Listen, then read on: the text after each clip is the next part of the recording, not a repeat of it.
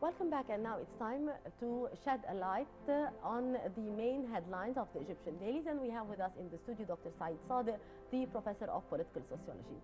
Good morning, Dr. Saeed, and thank you for joining us.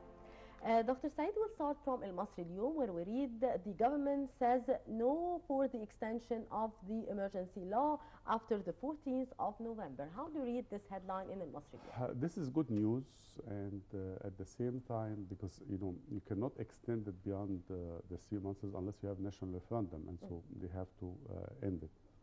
Also, when you declare a state of emergency in a country, it gives bad signals to the outside tourism investors that this country is unstable. So it's very important.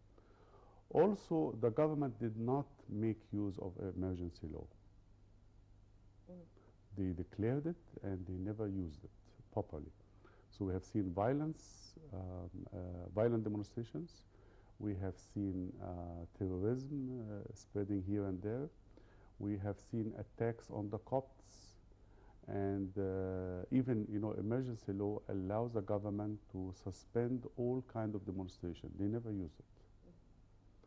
And that's why you always had a bad weekend. Friday, you never use. Yeah.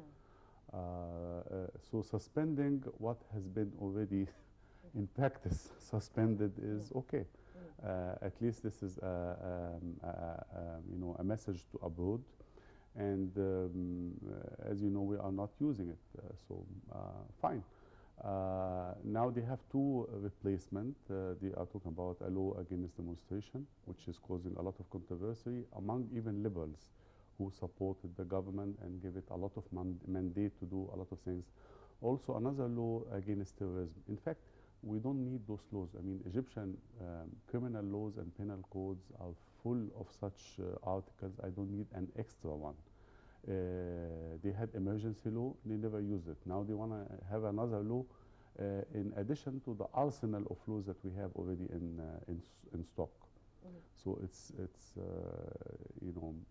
we have to see why this government that had a big mandate, the biggest mandate since the revolution, to restore security in the country, to restore the economic stability, is not doing well. Of course, we understand the challenges and the external pressures on this government, but we expect more, especially from the security. And we have seen improvement. I mean, the task for the security is heavy.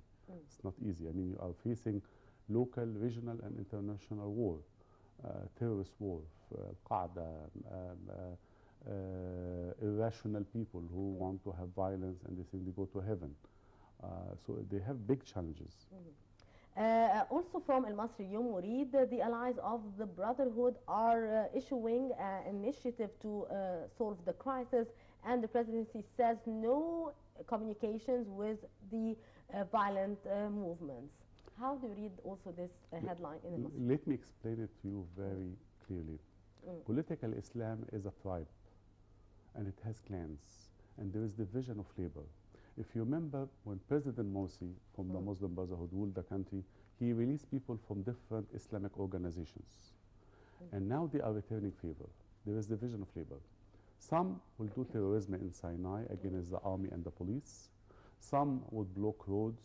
Some would paralyze education process. And some would come up with peace initiatives. So they would use this chaos and this trouble, and then, hey, I have a solution for you. And why don't we have reconciliation?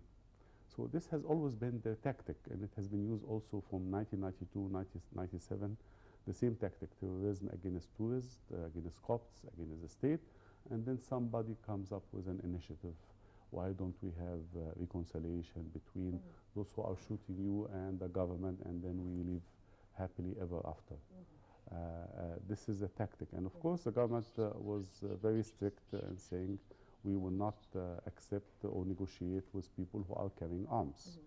So this kind of initiatives, up till today, we have 9 initiatives, foreign and local. Most of the local came from Islamists and pro-Islamists.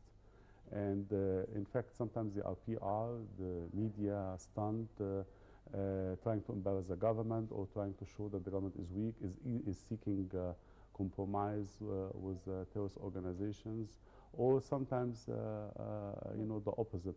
But actually, if you see what is happening, the political Islam had been hit really strongly, and they are what they are doing today are desperate acts.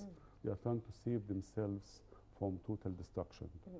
Dr. Saeed, we will return to our press review, but after this break.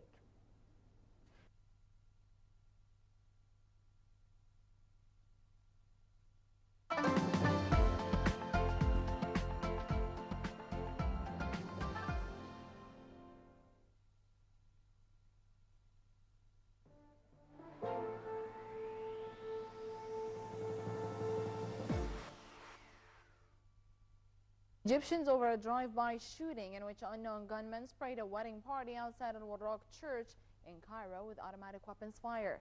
The presidency reiterated that terrorism has no place on the Egyptian soil, stressing that Egyptians are united to face and uproot it. Meanwhile, President Adli Mansour held a phone call with Pope Tawadros II, Patriarch of Alexandria and the Holy Apostolic See of St. Mark, to convey his condolences for the victims of the attack. In a related development, the General Prosecution continued investigations into the incident, asking the injured victims about what they saw or knew about the incident or how it took place.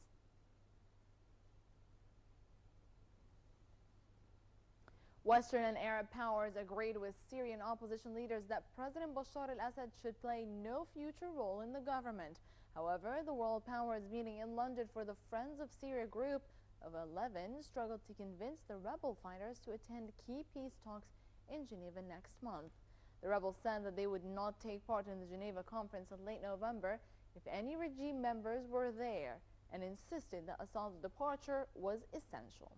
But a defiant Assad still showed no sign of backing down, saying that he was ready to run for re-election as president in 2014.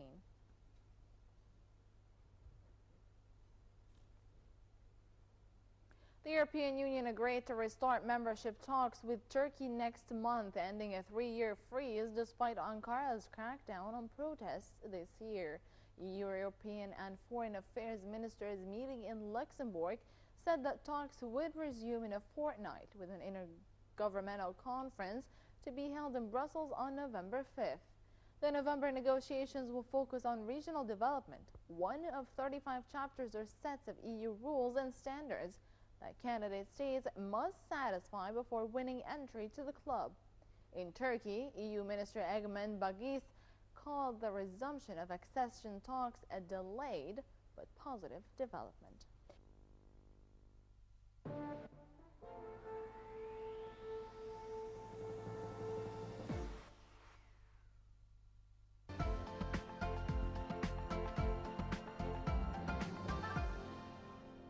And welcome back. We continue our press review with Dr. Saeed Sadek, the professor of political sociology. Dr. Saeed, we read from Al Akhbar, the main headline, Egypt unified to raise the tears of Maryam. How do you read this headline? How do you read the incident, the attack against Al Warraq Church, in which 4 Egyptians were killed, 2 of them were children? It is clear that this was a political attack wearing sectarian dress. Al Warraq is I mean, if you look at where sectarian violence occurs in Egypt, 50% in Upper Egypt, in some of the villages where you have 50-50 Muslim Christian population, high illiteracy rate, poverty, and in the slums and squatter settlements of urban areas. Al Warraq is one of the squatter settlement. It's peasant and poor urban people. Those who made the attack, of course, are using motorcycles, and motorcycle have been used a lot these days because sometimes you don't have plate number, and they are used in such operations. The planners, what they have in mind is to provoke